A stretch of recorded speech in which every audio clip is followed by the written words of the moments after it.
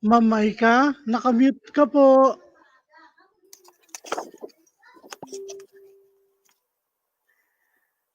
Hi po muli sa lahat po ng nanonood ngayon through YouTube Live. Welcome po. Maraming salamat sa lahat ng nakapanood noong September 4 entitled How to Keep Your Student Engaged in Class. Pwede nyo pong panoorin ulit ito sa YouTube ang mga samut-saring palabas ni Sir RD. Mag-like, share, subscribe, and click the bell button for notifications para updated kayo kapag may new videos. Again po, the objectives of this project are present and impart educational topics that are timely, useful, and innovative for the viewers. Generate awareness about learning continuity in the new normal setup. And lastly, promote lifelong learning in these times of pandemic. And for the opening remarks with today's session, I give you our very beautiful and hardworking Principal 3, Mrs. Nenita B. Evasco.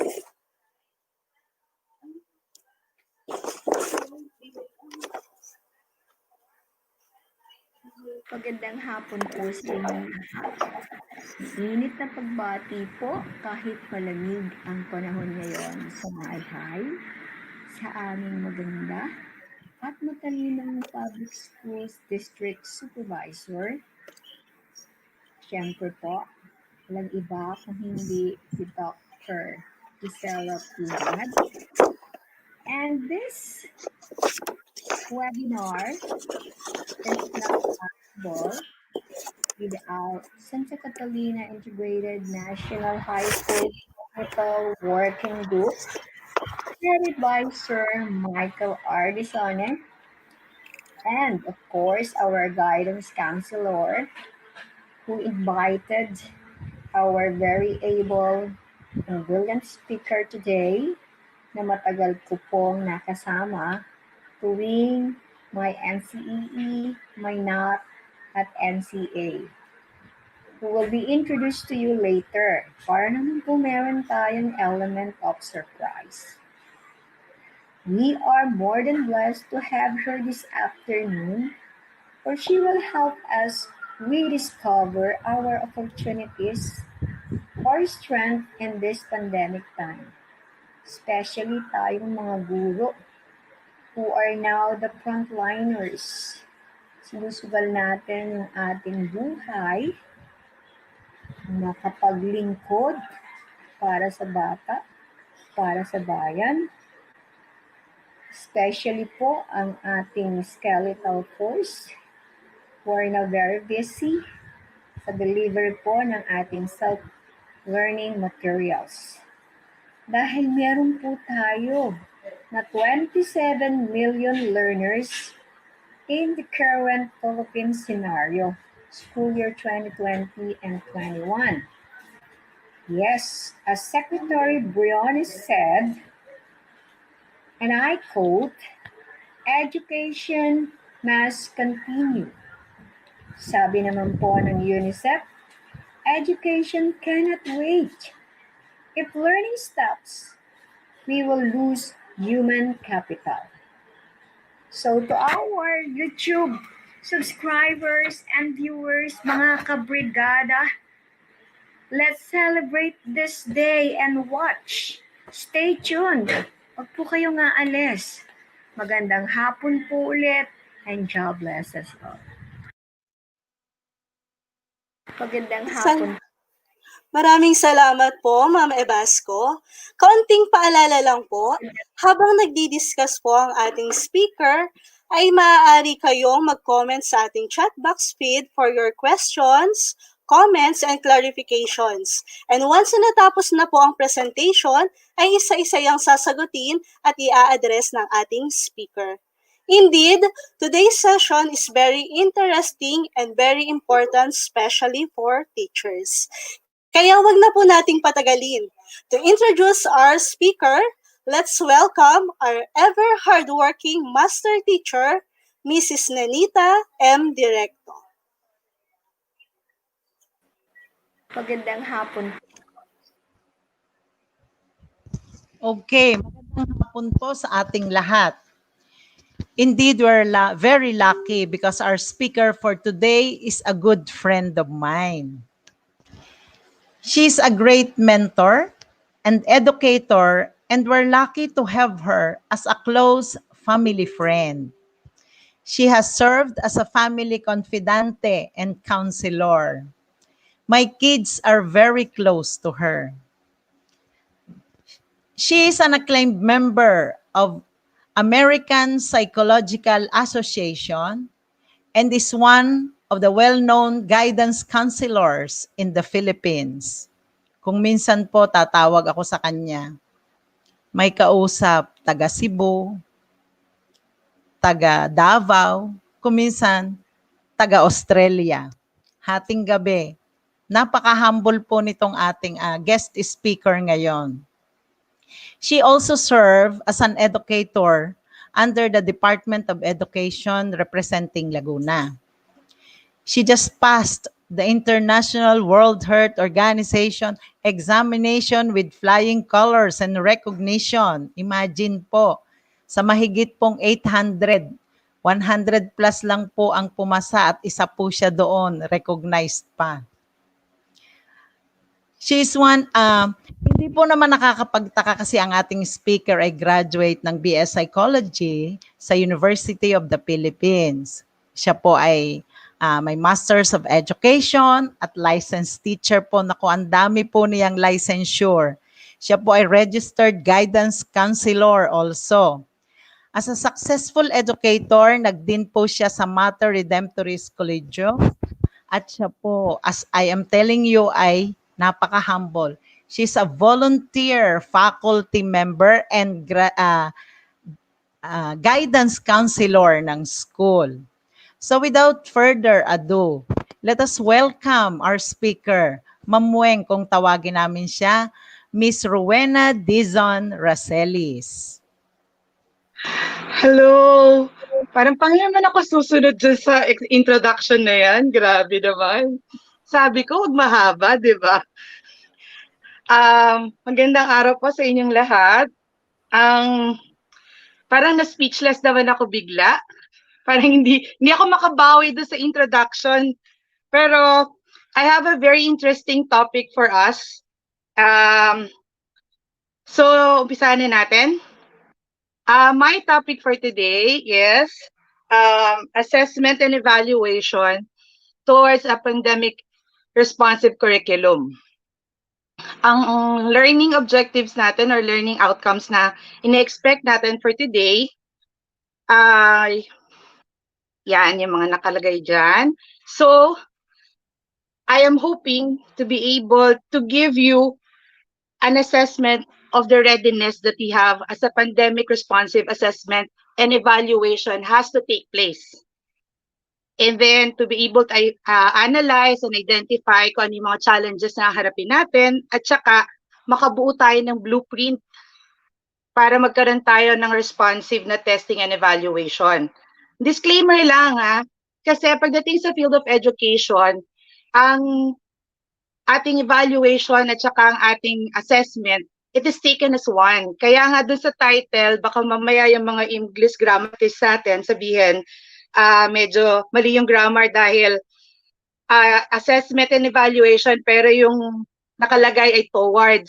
Ang ating nakalagay yung atin ay dapat singular lang, sasabihin lang kasi dalawa. Pero ang assessment at saka ang evaluation ay taken as one. It cannot be separated. Although in this discussion, I will be separating yung discussion para mas malinaw lang, para makita ninyo kung nasaan yung pagkakaiba, para nakikita natin kung paano natin mapapalakas pa siya. So bago tayo mag-start, medyo nakinabahan ako dun sa introduction eh. So bago tayo mag-start, I want to pose a question. What opportunities or strength you discovered during the time of the pandemic? Kasi di ba ang haba nung lockdown. Tapos pagkatapos nung naka-lockdown pa rin tayo, bigla tayong binabaan ng directive that Katulad nga sabi ni Ma'am, sabi ng UNESCO, learning must continue. Kasi capital natin siya eh.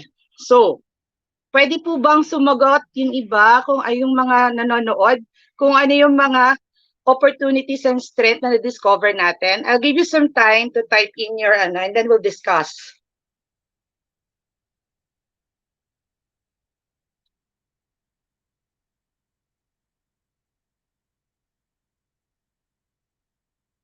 Meron ba tayo sagot? May mga sumagot ba?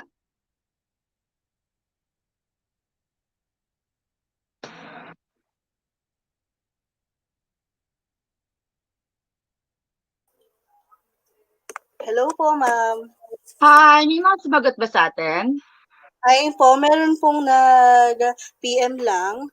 Ayun po, Okay. yung opportunities daw po na na-discover nila habang pandemic ay nagawa po nila yung mga hobbies po nila na hindi po nila nagagawa dahil nga po may mga trabaho, mayroon pong pasok, ayun po, yung mga hobbies po nila. Ayan, katulad po nito, si Sir po ata to o si Ma'am EA, si Ma'am Evangeline, discovered my hidden ability to cook.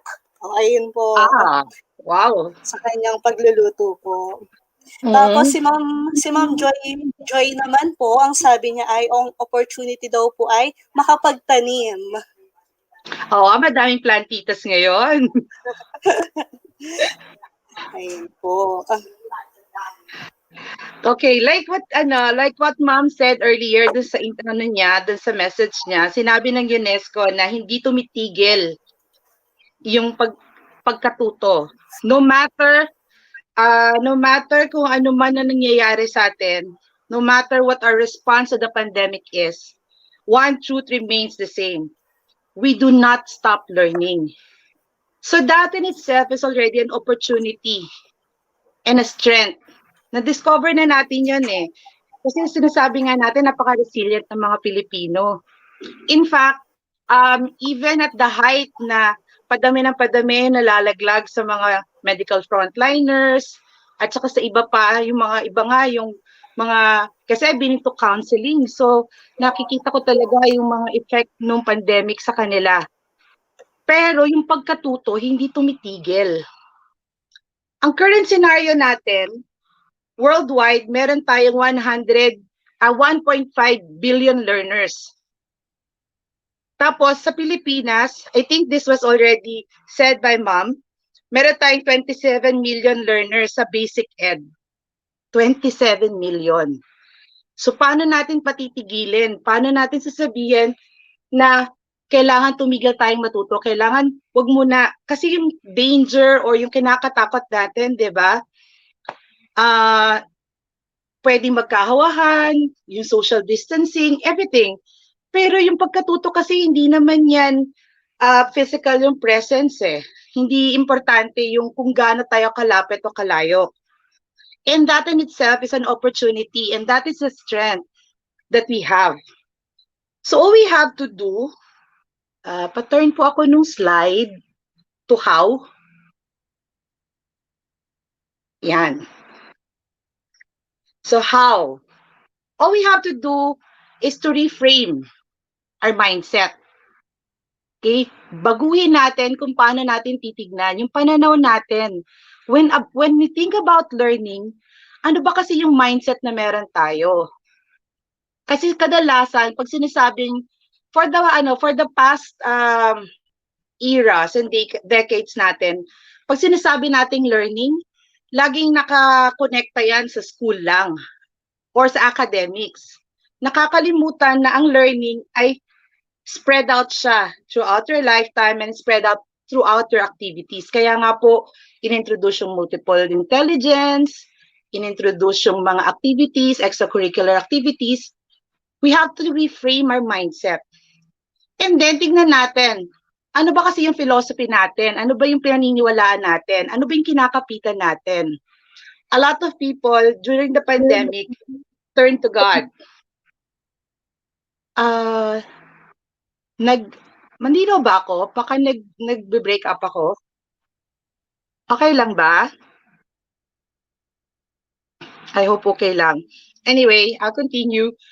So, yung philosophy natin or yung ating pinanghahawakan, kung ano yung impetus natin, we have to change that, or we have to be able to reframe it, and then it has to be reflected in how we deal with learning, how we deal with the situation.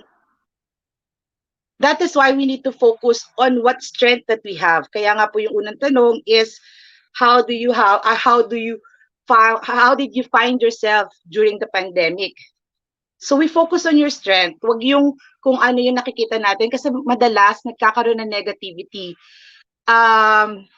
For the past few months, ang aming ginagawa is we do the counseling, kasi madami talaga, especially yung mga kabataan, madami talaga na nadidepress dahil nagbago yung mga ginagawa nila, nagbago yung ikot, nagbago yung takbo ng mundo natin. And the same with learning, kasi sanay sila na pagdating ng June, pumapasok na sila, nire-ready na nila yung sarili nila. Pero ngayon, we have to keep on postponing because we have to prepare ourselves, not only the students, but also the teachers. Kailangan mas mas equip tayo. We have the tool. We are doing the retooling. That's what we call it. And so, that comes now to the changing of the role. Kung dati po, teacher will pass on kung ano yung natututunan natin, this time around, we have to be willing to learn from what's going on around us. At the same time, we have to listen to the student of how we can be able to reach out to them so that mas maging effective yung learning nila. And that is an opportunity for us. Sabi nga po, pattern pa yan. Sabi nga po, we have to rethink curriculum. Yung teaching and learning assessment, yung process ng development, yung competency, para makita natin yung strength, yung skill, para magkaroon tayo ng motivation. And at the same time, alam natin kung paano natin i-motivate yung mga bata. Kasi ito po tayo ito po yung predominant sa atin. This is how we see education. So, when we view education, we look at kung ano yung goal natin, yung vision, yung mission, yung goal. Tapos, titignan natin kung ano yung gusto nating maging produkto sa mga tinuturuan natin. So, nandun yung program outcomes natin. Kaya tayo gumagawa ng mga curriculum map. Sa course outcome na yan, dyan nanggagaling kung saan yung mga assessment and evaluation at saka yung learning environment, umiikot lang po yun. So yung standards natin at saka yung demands at saka yung social context natin, dun lang po yun. I know you're very much aware of that kasi parang staple na yan sa atin, alam na natin yan. Now when it comes to assessment and evaluation, eto na naman tayo, magbabago na naman yan. Kasi given this kind of setup, mababago yan. Pero tingnan pa rin natin, ano ba kasi yung assessment? Yung assessment, yan yung feedback ng learning ng mga bata papunta sa teacher. That's very clear to us. So, paano natin yan nakikita?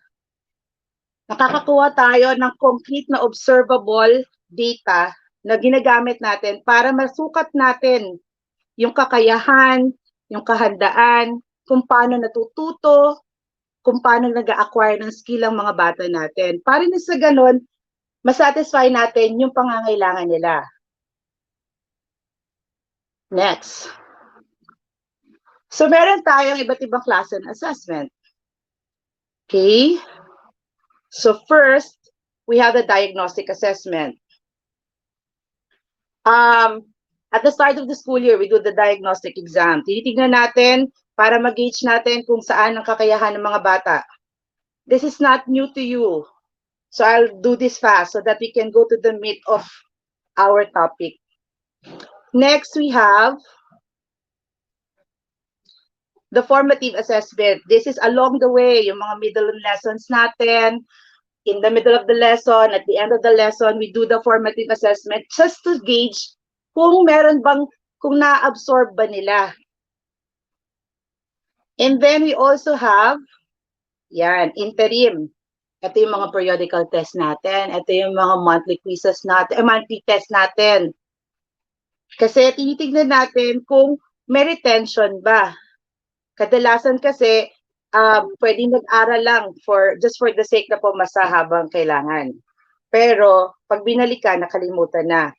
Then, kung ano yung nakukuha natin sa interim natin, ginagamit natin yon for benchmarking. So either bubuo tayo ng test to benchmark kung ano yung, kasi titingnan natin kung ano yung goal natin, di ba? Titingnan natin kung paano at paano natin mapapalaki or mapapaganda yung natututunan ng mga bata. So when we do the benchmarking, susunod din yung mga summative test natin. We will have the idea na kailangan nating makuha kung na-measure ba talaga natin, yung successful ba tayo in measuring what we need to measure, what we need to teach our students. This one you're very much familiar with. Ito yung mga iba't iba pang test na ginagamit natin sa schools. So yung placement, kapag public man or private, gumagamit ng placement test. Yung mga screening test natin, kung gusto nating yung mga estudyante natin maggrupo, pero hetero tayo eh. Dati kasi sa homogeneous grouping, ginagamit talaga natin ng heavily laden tayo pagdating sa screening test. Then we have the standardized test, yan yung mga test from NETRC. Based sa natin, yung reference base natin, iba nagkakaroon yung ranking para makita natin kung sino yung mga nagpa-perform ng eskwelahan. Sad to say, I've been into testing for quite a long time. My 10 years in the department, talagang ang naging focus ko is testing. Ang isa sa nakita kong weakness natin is that we have failed on the portfolio-based assessment nung nasa department ako. And I'm so happy to see na as I left the department, nagkaroon ng mga changes and binigyan natin ng weight yung portfolio-based assessments natin. Pati sa mga teachers natin. Kasi, pwede kasi na yung mga teachers, dahil sa katagalan nila sa programa, parang routine na lang lahat, rote na lang lahat ng learning nila. Pero, makikita ninyo, pagka meron tayong portfolio base, makikita natin yung kakaibang strength na meron pala. Kung ano pa pala yung pwede niyang idagdag, ano pa pala yung pwede niyang gawin. Kaya importante, itong assessment na to. Now, we go to evaluation. Yung evaluation naman, ito naman, yung feedback ng teacher do sa mga bata. Okay? Yung learning nila, yung output nila, binibigyan natin ng value. This you're very much familiar with. So, yung output, lalagyan ng worth or significance, kaya nga may grades. Ang importante maintindihan natin yung characteristic ng evaluation sa education. Evaluation is continuous. So, cycle lang yan. Dire-diretsong cycle lang yan. Next slide. Sorry po. Yan. So, dire-diretso lang siya. Iikot lang. So, you will plan for your evaluation, you will design the process, and then you collect the data, and then you analyze the information, and then you take action. Paano natin ito ginagawa? Pag nakita nating mababa yung mga bata, magbibigay tayo ng mga makeup tests, di ba? Magbibigay tayo ng mga makeup assignments. Kaya nga sinasabi na comprehensive ang evaluation pagdating sa education. Kasi tinitignan natin yung experience, yung competence, yung training. Titignan din natin yung ability, yung advancement na meron sila, yung growth, not just the mere knowledge. So yun yung isa sa importanteng characteristic. Another is that our evaluation in education is learner-centered. So the learner is the one in the middle. The instructor is an instrument so that the learner can get something out of what the instructor can give, and then the content, and then whatever other kung ano-ano pa yung pwedeng makadagdag doon, yung experiences nila, yung mga kaibigan nila, kung pwede silang maturuan, that you very much know. Also, this one, evaluation is remedial in nature. Hindi dapat tumitigil ang evaluation dahil bumagsak yung bata, which is a common mistake before, na para bang yung masyado tayong nakadepende dun sa base, sa grade na nakuha ng bata. Tapos parang, naalala ko when I was younger na estudyante, parang nababrand or nadala sa mga sectioning. So kapag ka medyo mababa yung scores mo, mapupunta ka na sa ganitong section. Pero we have already busted that myth that learning is a progressive thing. And it is continuous, like I've said. That's why the cooperative process has been introduced all throughout. We share ideas, we collaborate, we interact, we discuss, we brainstorm. We have a community of learners. Yun yung mga nakukuha natin sa mga grupo natin. Sa education, ang effectiveness na may measure ng teaching methods. So, dapat nakafit doon sa kung paano natututo yung mga bata, nakafit doon kung paano natin sila tuturuan. And that, I know you're very much equipped kasi hindi na yan bago sa inyo. That's why we share our common practices. We set our goals, especially yung mga districts, di ba? Ganun yun eh. We shared our good practices, tapos we do away with the bad. And that allows us to evolve. Because you have multiple aspects of learning. So yung mga intelligences natin, iba't iba yan. That's why we need to cater to everything. So the purpose of evaluation, yan. To discover the extent of one's ability to do something successfully and efficiently. Again, successfully and efficiently. Gusto nating makita yung competence level na meron. Apart from the attitude, kasi madalas, di ba, yung mga bata, tinatamad lang, pero yun pala, meron silang nakatago, may hidden talent yan. Tapos, akala natin, eto lang siya, ito lang yung kaya niyang gawin, magaling lang siya maglinis. Pero hindi pala, that's just one skill na meron siya. So, we look into the competence. Next.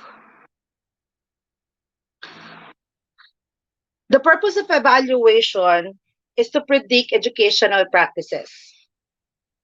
When we do evaluation, it allows us to see the great ideas that our students have, and then we can actually certify that particular practice. Medyo ahead po, sorry. Yan, sige, sasabayan kita. Yun yung nag-a-allow sa atin para ma-appraise natin yung status ng behavior ng bata. Importante po kasi kung paano tinatanggap ng mga bata yung natututunan nila. When we certify their learnings or yung practices na nakita natin, yung proficiency nun, ang susunod na makikita natin ay paano natin mababago yung behavior ng bata para mag-fit doon sa dapat na status. Kasi di ba graded tayo eh, may leveling tayo. So hinahabol natin yung kakayanan doon sa dapat na skill na natututunan nila. Forward na po, sorry po. Yan. Sige, next na po tayo ulit. Yan.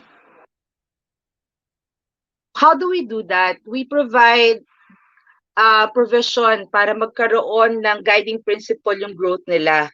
We do not just give them all these massive learnings. We do not just pack them up with everything na galing sa libro, kung ano-ano yung mga binibigay natin. Kaya nga po kadalasan, we do away with overloading our students.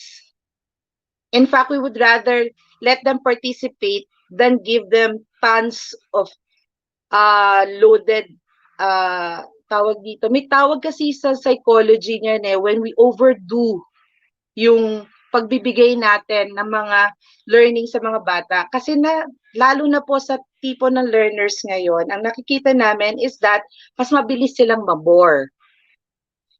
And in assessment, lumalabas po kasi yon.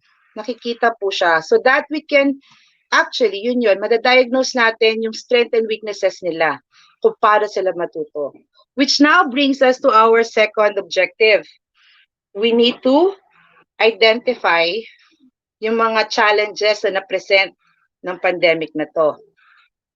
So we go to the ROBUS na tinatawag. Ito po yung acronym na nilalagay namin para dito.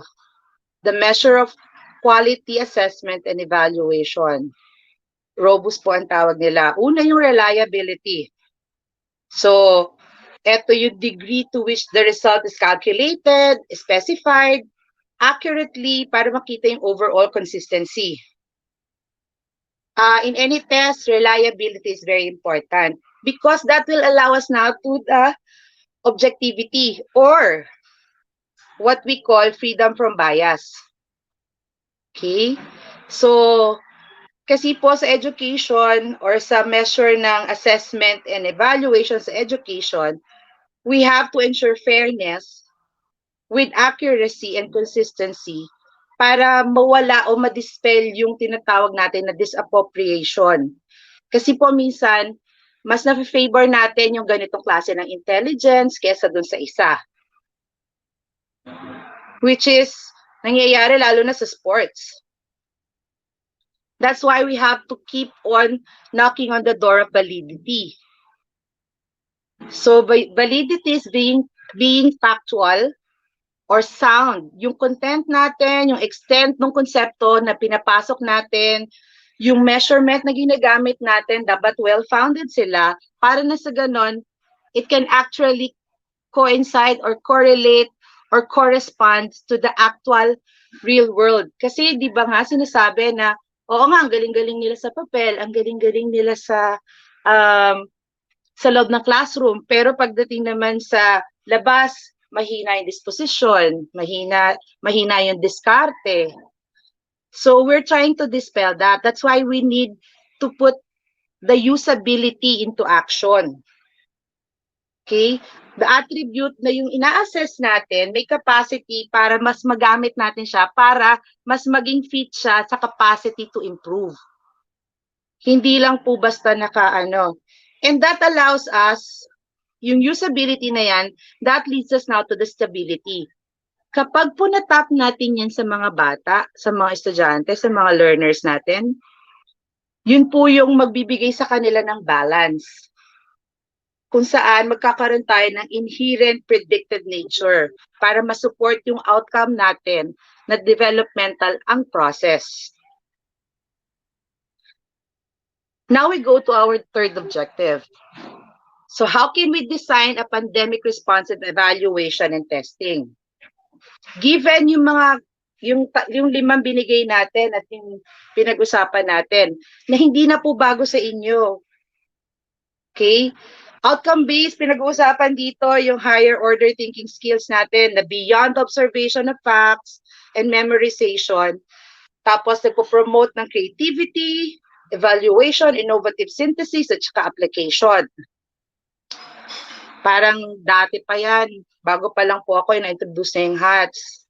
So yan po yung mga sinasabi. So from lower order, so from memorization, we go to understanding, applying, analyzing, evaluating, creating, and then we reach the peak wherein yung application natin nandun na.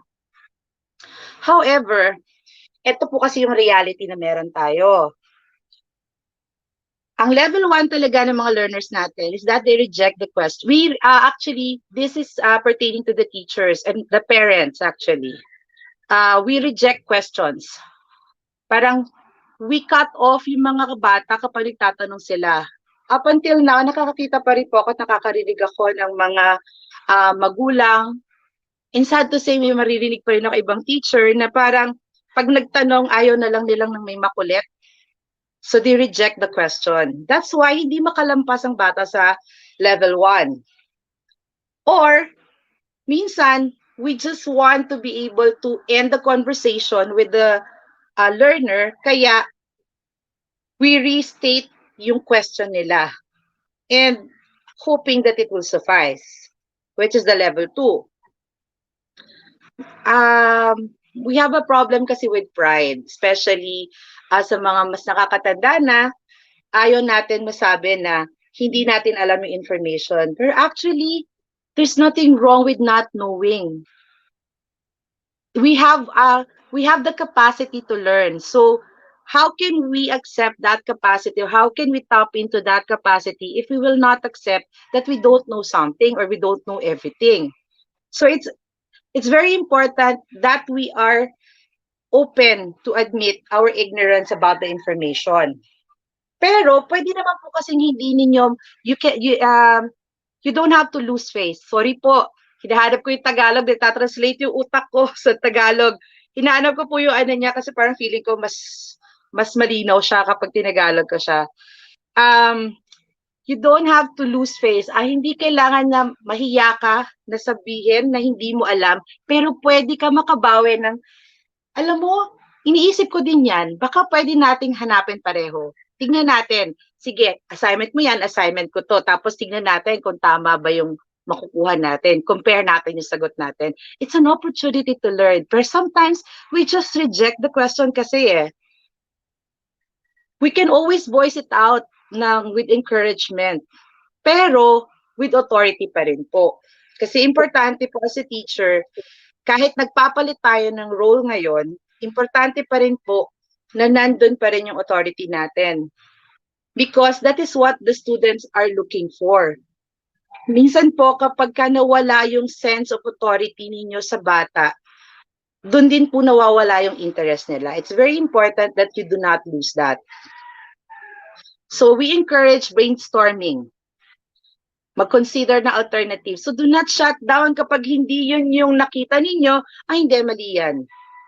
Which is happening din sa mga group study ng mga bata. Hindi yun yung tama kasi hindi yun yung nakita. Pero hindi. You have to be really exploring all the options available.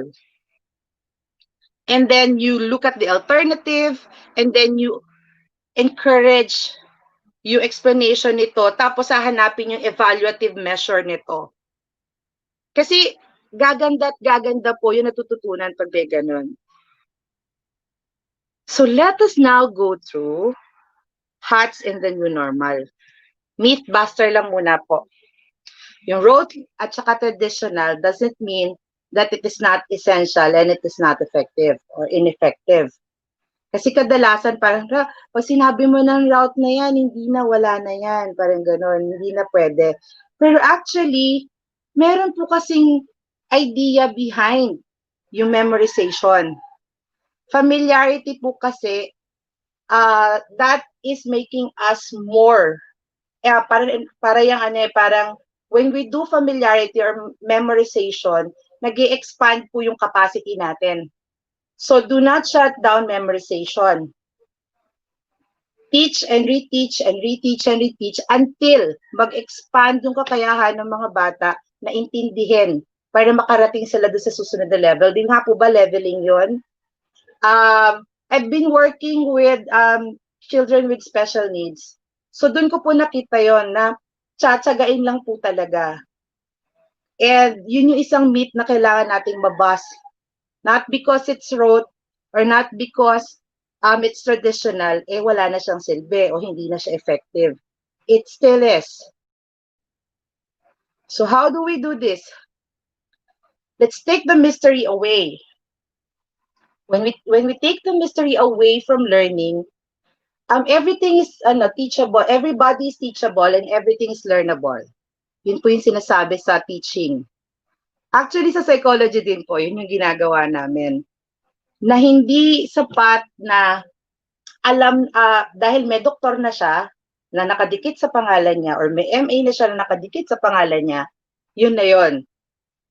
Take away the mystery. Even if you have all these accolades,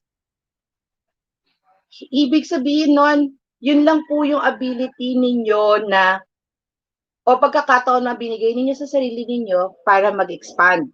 So, ibig sabihin, mas malawak pa po yung alam ninyo. So, mas lalawak pa po yan kung tuturo natin yung concept ng konsepto.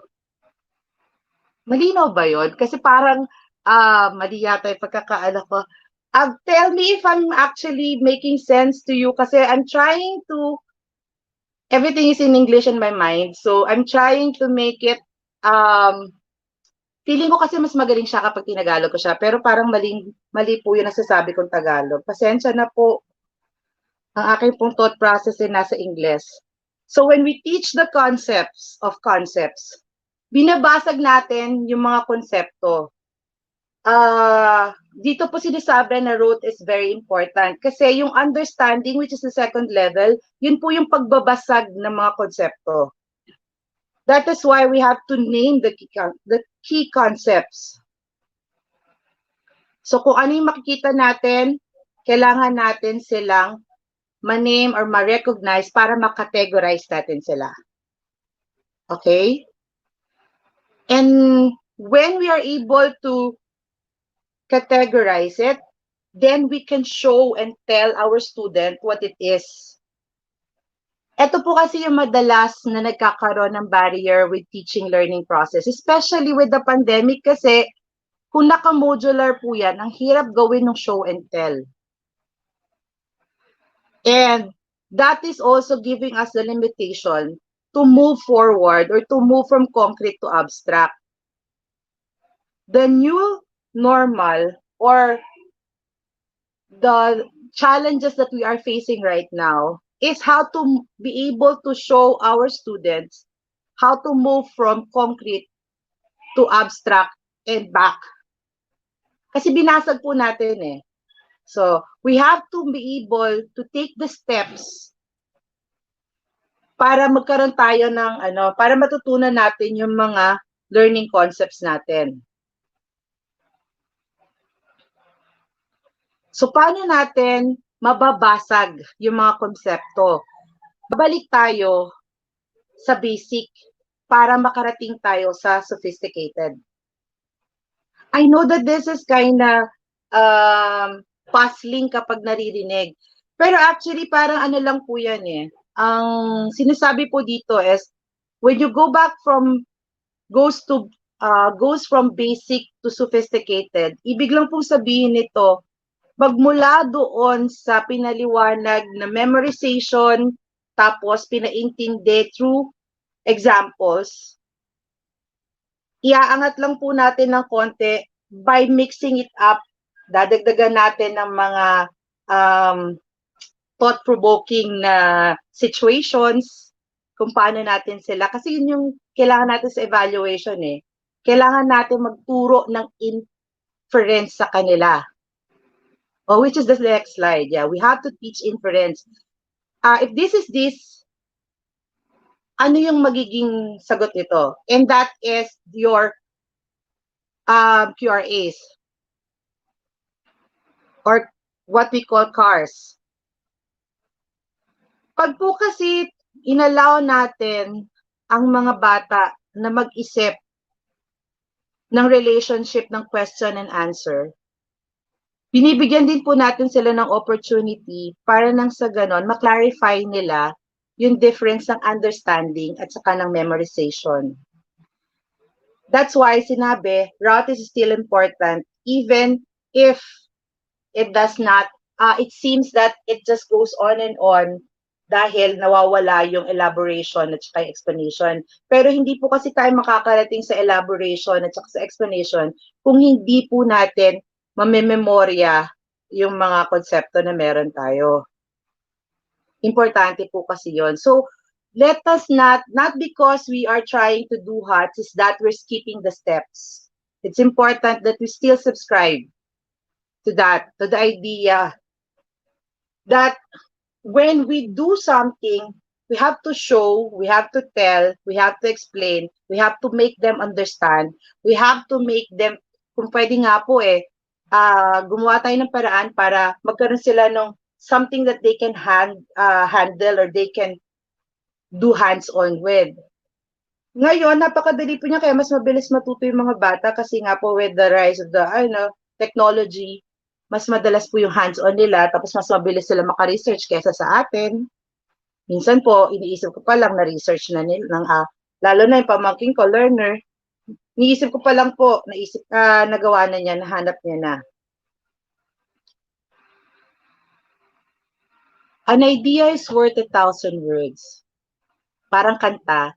Pero, we have to encourage our students to make movies in their mind. Kailangan gumagalaw yung utak nila, gumagalaw yung imagination nila. I learned so much. Ako po kasi personally, I do a lot or I get improvement when I have inspiration from something that is going on in my mind. I create movies in my mind. Minsan nga po parang parang may playground sa utak ko minsan, nakakabuo na ako ng storya. At dun po nakakabuo ng konsepto. And that's what we need to be able to pass on to our students. Pero mahirap po ito ipasa kung tayo mismo, hindi tayo na-inspire to create these maps in our minds, our movies in our minds, our graphic organizers in our minds. Now, if we cannot do it in our mind, gawin na lang natin sa papel. Kasi minsan po, mas madali siya para sa atin kung nasusulat natin siya or nailalagay natin siya into something concrete. That's why we have the methods and answers that count. Hindi natin hinahayaan na nandun na lang siya. Parang itatry natin. Do not be afraid to actually delve into getting your hands dirty. Para na sa ganon, you can also, pwede nyong, kahit na distance learning to, you can actually, lalo na kung we're doing virtual.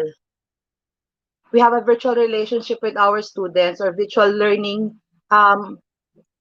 atmosphere with our learners. We can actually work together, pero yung estudyante may sariling ginagamit, tapos you make a collaboration. No? Ako yung gagawa ng ganitong experiment, you do yours, and then let's see what the outcome will look like.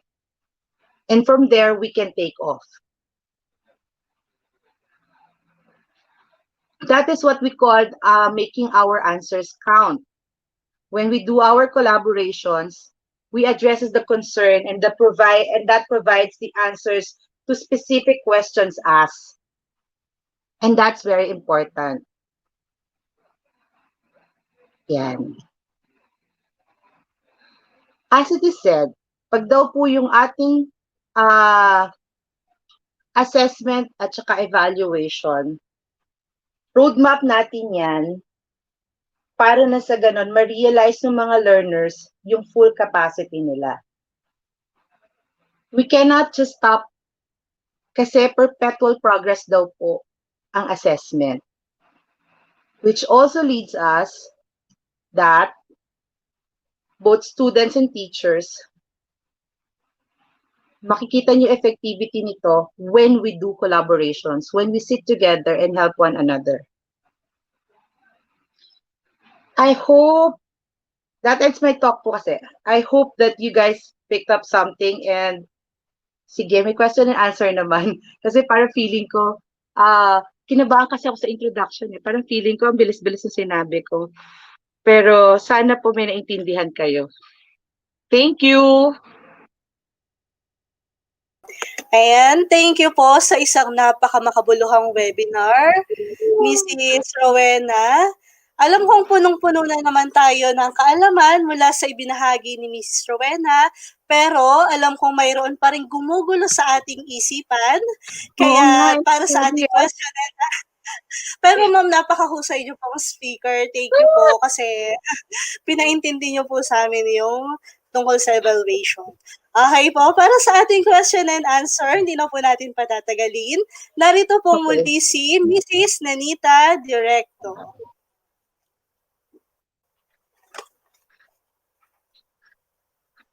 Chat box and Sasagutin po yan sa atin ng ating mahusay na speaker. Hala! Sorry po.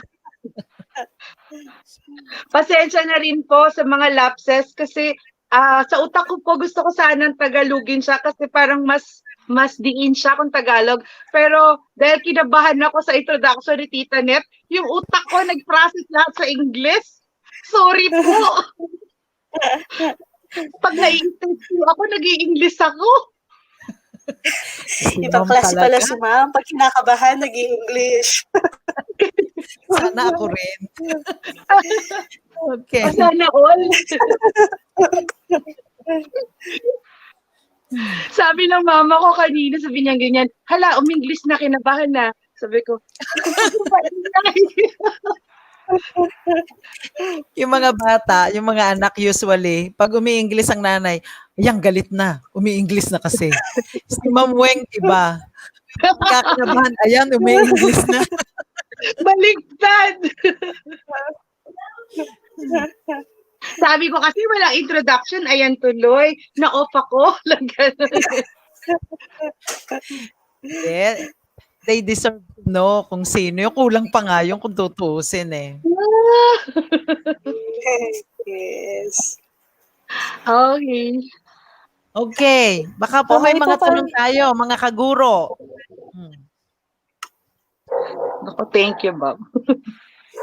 Ibig sabihin, talagang nag-sink in sa ating lahat.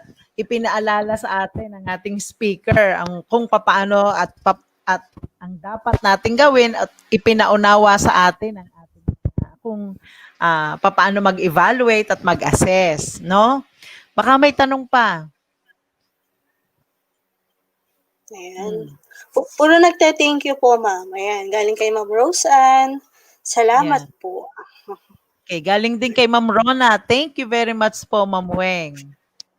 Ayan. Galing din po kay Ma'am Angelica. Thank you so much po, ma'am. Kay Ma'am Eileen. Thank you, Ma'am Weng. Kay Ma'am Bona Obra. Thank you po. Ayun, parang naintindihan nilang mabuti, Ma'am Net. Parang wala na pong balak magtanong kasi super clear na naman yung kanyang explanation po. Yes po. Ayan, galing po kay Sir Aaron. Thank you Sorry po, ma'am. na mali ako ng pindot. Sorry po. Ayan, galing po kay Sir Aaron Binyas. Thank you po, ma'am. Napakahusay po. Naku, thank you din po. Pasensya na po talaga.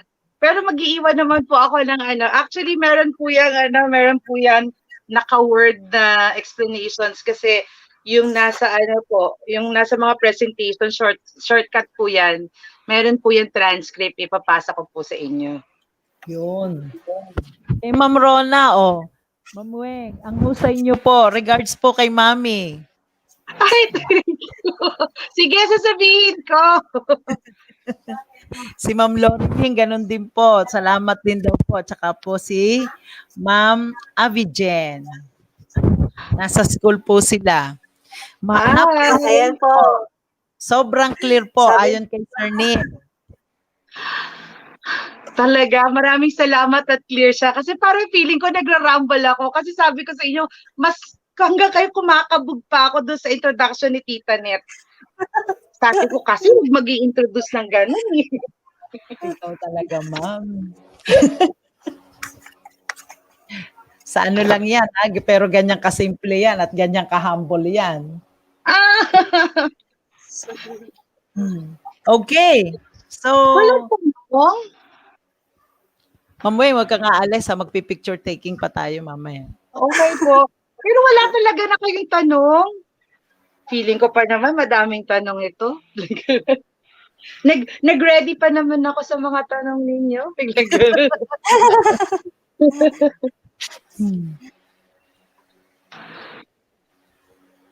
Clear ko ano yung Ay, eto. talaga. Si Sir Aldin, thank you daw. Si Ma'am Vanji, this new normal, pwede po bang i-lessen ang number of assessment or evaluation? Kahit po mga activities na usual na ibinibigay sa students.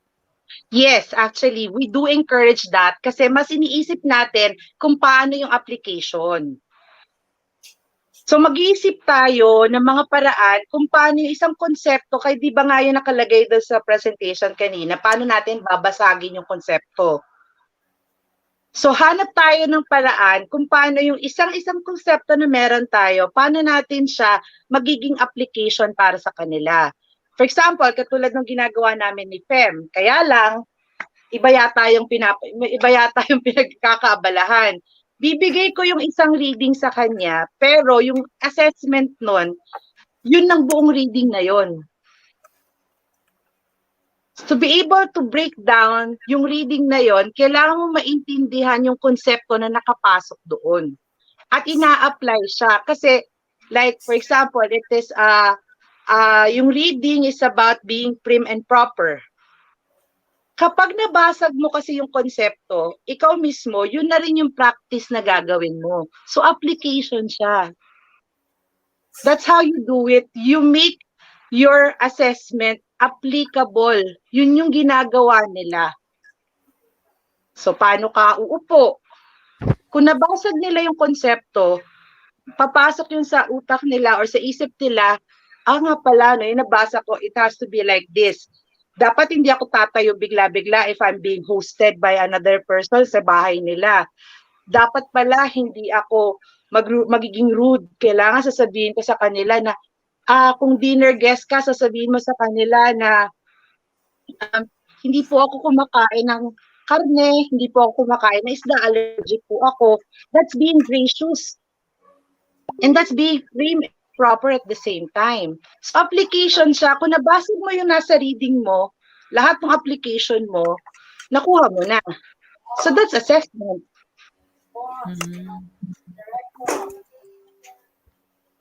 Paano po malalaman ang sagot po yung bata ay galing sa...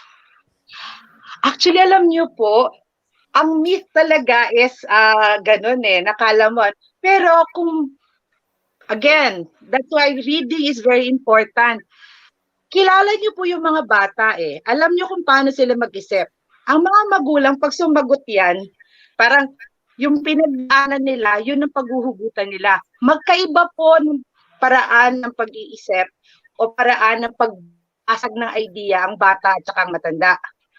So kita yun na po kagad, if you will read carefully, bababasa niyo in between lines kung yung magulang ang sumagot o yung anak.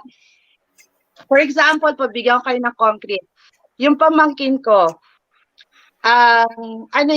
kadalasan sabihin niya, ang mga bata po kasi hanggat hindi nasa-satisfy yung tanong nila, or even Fem, si Fem ganun din Why, teacher? Why? Kapag hindi pa po nare-reach ng bata yung understanding na kailangan niya, hindi yan titigil ng why. Hindi yan mag-move on sa how. Pero yung sagot, kapag nandun agad sa paraan, magulang po sumagot niyan. Kasi hindi man lang nagtanong kung paano, kung why, kung bakit.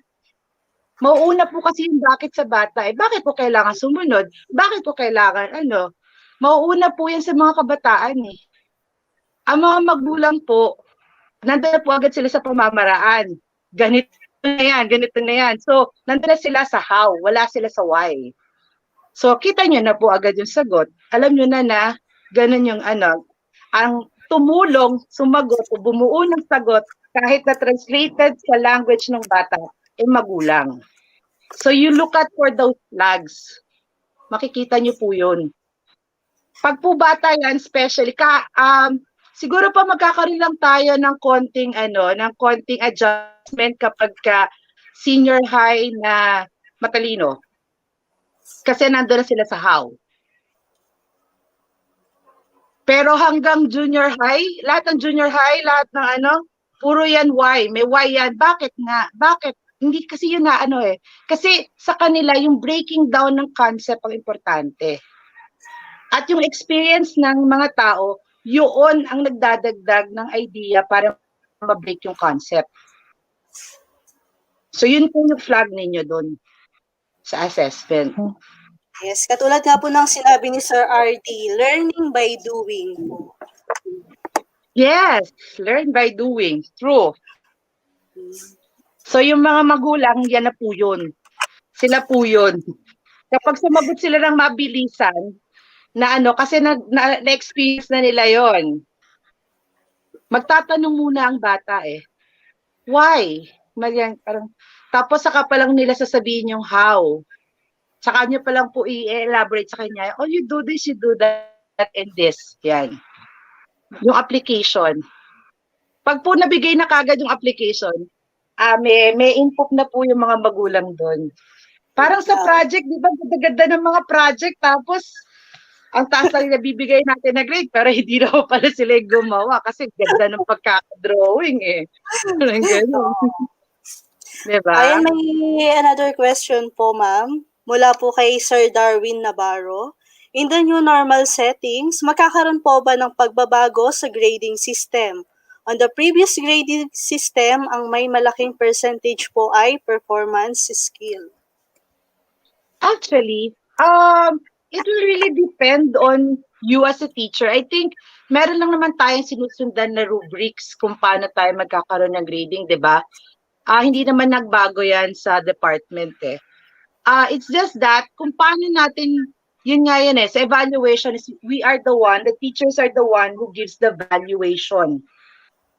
Tayo yung naglalagay ng value sa ginawa ng bata. So, prerogative natin yun kung paano natin sila gigradean. And that in itself is already a change or pagbabago dun sa sistema ng grading. Ano yung lalagyan ninyo ng weight? Yung actual product ba? O yung proseso na nung ano, para maka-end up sila doon sa product na yon. Diba? So, application kasi sa bagong sa new normal kasi, we are more into being, parang we're giving them life skills or we're trying to enhance their life skills para maka-adapt sila sa new normal. And that is application. So, magbabago. So, pati yung grading system natin of how we value or evaluate or give points to whatever it is being done, magbabago din yan. Sa atin yung control as teachers. Ano yung bibigyan natin ng weight? Sa rubrics naman natin, lalabas naman na yun eh. And as a teacher, we have that prerogative. The department is giving us that prerogative. Alam ko yun yung, kasi yun narinig ko dun sa last, nila, that's what they're saying dun sa, nila, sa last meeting that I was in, yun yung sinasabi nila, may prerogative pa rin tayong mga teachers of how we will give the valuation for the certain outputs. Yun po. Sana nasagutin ko lang. Ma'am Net, may question pa po. May question ka pa, Tita Net, ikaw wala kang tanong? Well explained. Experiential learning according to Sir RD. Oo nga. We're actually been pushing that ever since Bago pa lang ako sa department, we've been pushing experiential learning. We've been lobbying for that kasi lalo na po sa panahon ngayon, ang mga bata, marami sa kanila tactile learners. Kailangan may hawak. Kaya ka po nagpupumindot yung mga yan Kaya laging hawak yung mga gadget nila. Because that's how they learn. Tactile, tapos visual, auditory, pero nangunguna yung pag hindi nila hawak, hindi nila, mas naghahanap po sila ng konkreto.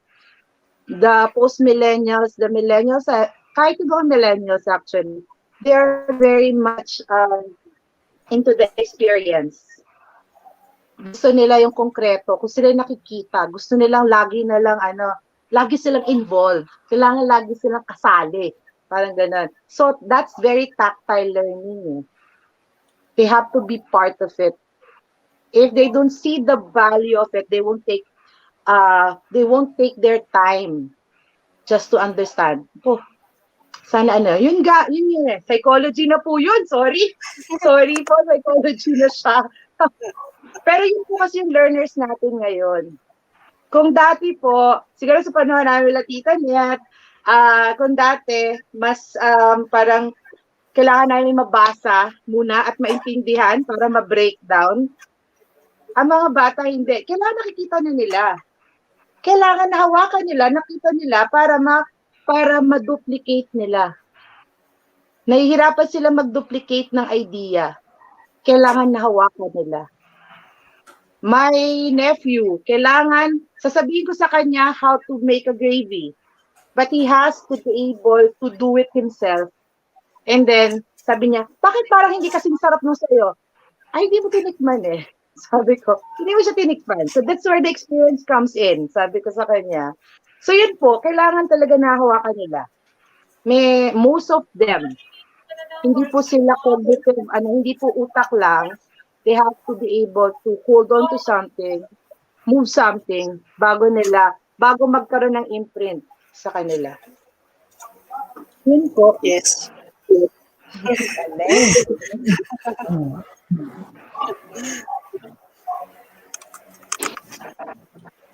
Wow, parang gano'n talaga, wala masyadong tanong kasi parang feeling ko ang gulo-gulo ko kanina mag-explain tapos sabi ko mukhang mapupuno ko ng tanong. Nasabi ko ba gusto ko sabihin?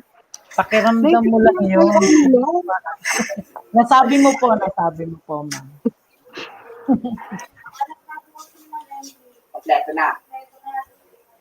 Mukhang wala na pong tanong. Wala nang tanong. Para naman na-refresh ako. Kahit kinabahan ako kay Tita Net, para na-refresh ako sa inyo. Kasi normally, pag nagbigay ako ng talk na, mas mahaba po yung question and answer ko kaysa doon sa talk ko eh. Parang ngayon, baliktad. Parang ako, kung kailan ako kinabahan, baka dapat kinakabahan ako sa talk para sa gano'n. Well, sa gano'n, hindi ako nabubugbog ng tanong. Ayan po, ma'am. Ganun din eh. Sabi po ni Ma'am Joyce Orian, the more senses involved, the deeper the learning. True. But then again, we have the post-millennials. They will not take charge of the other senses. May katamaran po yung mga post-millennials natin. So, yung cognitive processing nila, naka-base yan sa Google, naka-base yan sa tactile ability at saka sa hearing nila. So, in a sense, it will not basically work well with the new set of learners that we have.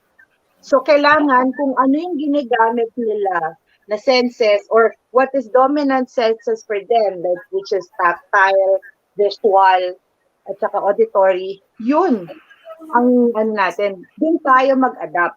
Doon tayo until mapagawa natin sila into the application na kailangan nilang gumamit ng ibang senses nila. So, in a way, that assessment and makikita naman natin yun eh.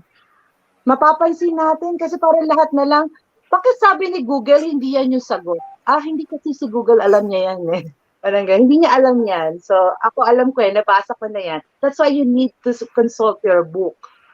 You need to look for sinasabi ko lagi sa pamangkin ko, pati sa anak ni Tita Net, si Fem, sinasabi ko lagi sa kanya, you do not take the first answer that you see when you type in your question. Because that only means yan yung most parang yan yung most na nasa-search. Hindi yan yung tamang sagot. Kasi ganun po yung makukuha natin sa net. Kung ano yung most search, yun yung unang magpa-pop up. Pero actually, hindi yun yung kailangan natin. Nasa popularity game kasi yung mga nasa interfaces natin at sa internet natin eh. Popularity game yan eh. So, most pressed or most sought after, yung unang kiniklik. Yun yung Pero, that's where we can actually press on them to keep on looking, to keep on exploring, and not just take the first answer that they see. So, yun po. Ayun po. Sabi din po ni Sir RD, learners nowadays breaks the application of the theory of knowledge by Immanuel Kant. Actually, they do not break it. It's just that they have rephrased it. Kumbaga, they made it adaptable to their sense kung paano nila iniintindi. Now, it is up to us as teachers to make sense kung paano nila ito binasag. Para nang sa ganun, kung mali yung pagkakabasag nila, we can actually correct them. Titingnan natin, di ba, yung breaking the concept of concepts? Yung kanina dun sa, sa isa sa mga sinabi ko. Kasi po yung mga kabataan ngayon, or mga learners natin ngayon, they stop at this concept. Pag nakuha na nila yung parang, what is it? Yung unang nilang makita, akala nila yun na yun. So, we have to keep on pressing for them to look further, to dig deeper.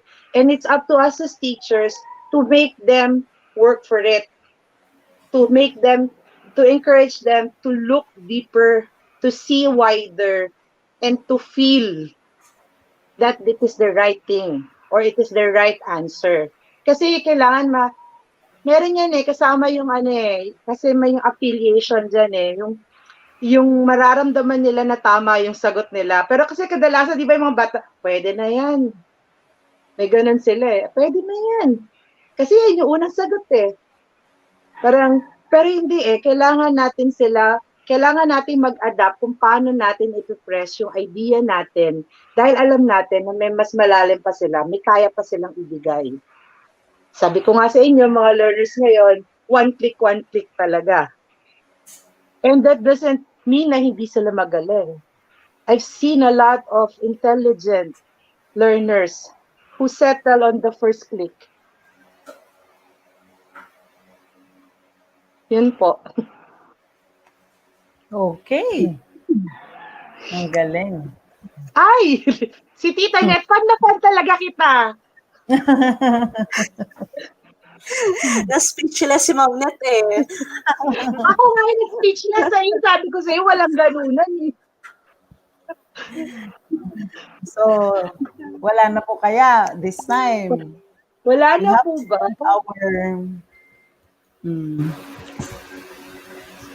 Refreshing po kayo. Hindi po kayo makano. Kung sino pa yung iniisip ko na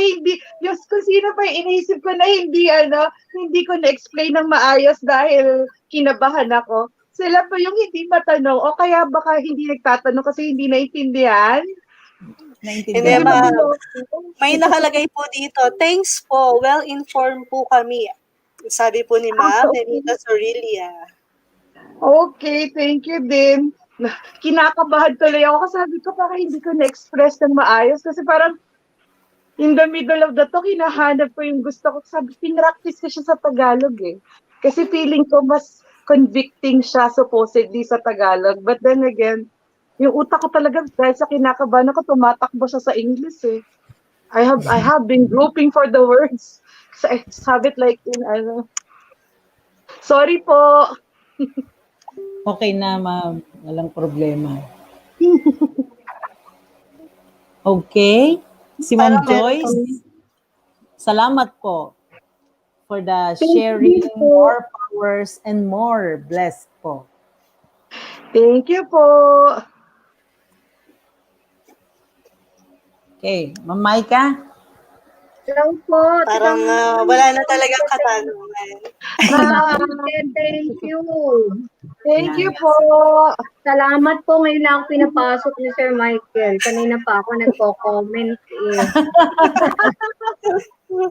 Ma'am Weng, Roselis, thank you very much po. You're welcome po. Talaga po, yun yung po discussions po ay naiiba sa lahat po ng mga naging discussions namin.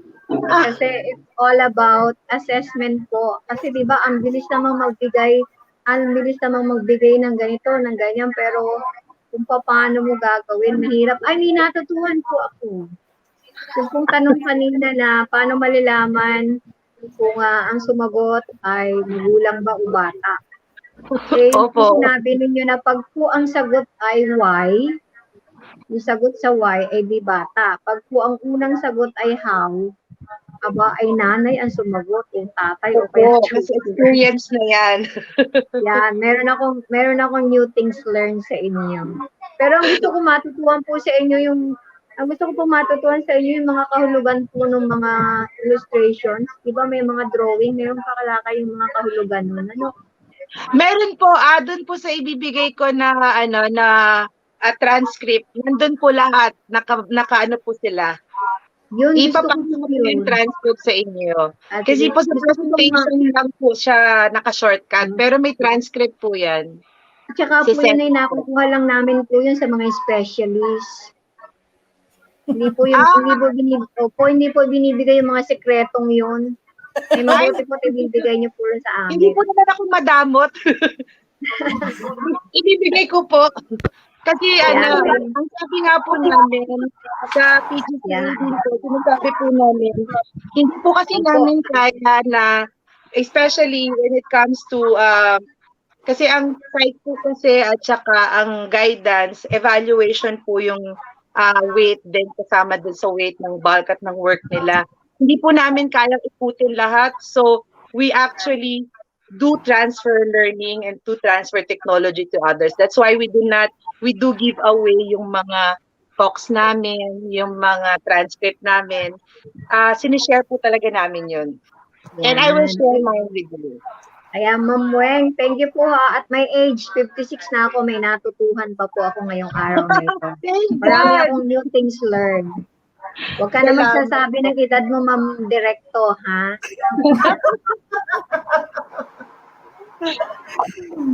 Sige po, ano po ha, our sincerest thanks po. Welcome Ma'am po. Weng Salamat Rosemary. din po. Yung pong ano ay si Ma'am Direkto na po ang bahala. Okay lang po, para naman tayong hindi magkabaro din. Galing po ako sa DepEd, so malapit po sa puso ko yung Nung sinabi nga po ni Tita Net, tapos sabi niya, imumove. Sabi ko, ha? Kasi nga po yung mga schedule, sabi ko kanina, o di bale, kaya yan. After po nito, may isa pa po akong talk. Thank you po. Welcome po, salamat din po sa opportunity. Bye-bye po. Thank you, thank you. Thank you. Picture Okay tayo. na tayo? Ay, picture taking tayo, ma'am. Okay. Yeah po, it happened so after 10 years, bago nangyari, Oo kaya nga kailangan po. picture. Wait lang po, naka-live pa po tayo.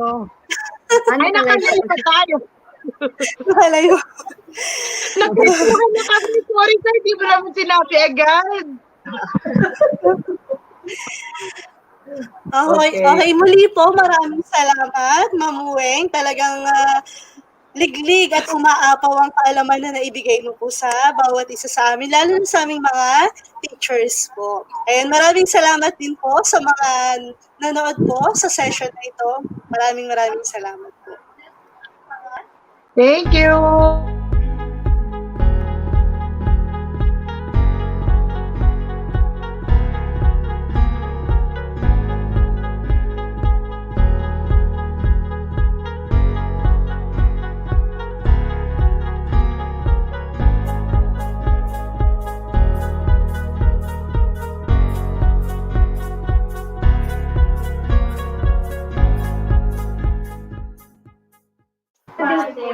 Yan. Oh, pwede na tayo mag-picture.